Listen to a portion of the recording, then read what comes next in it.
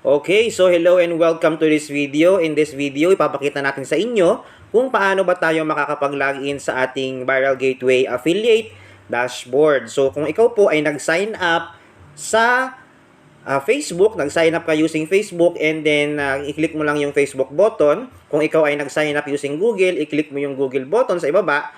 Or kung ikaw ay nag-sign up sa ating online form, i-enter mo lang yung email address and password and then click login.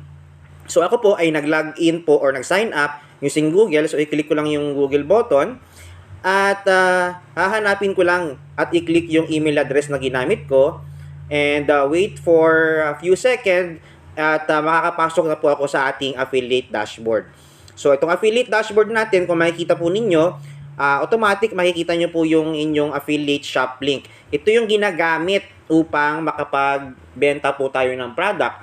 I-copy nyo lang po yan at i-post nyo po yung caption ng ating products, yung posters or yung mga images ng products together with this link.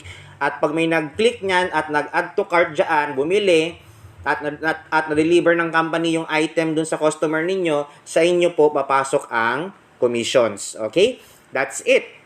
Meron ka ng libreng online business, no? At syempre, hindi lang po nagtatapos dyan.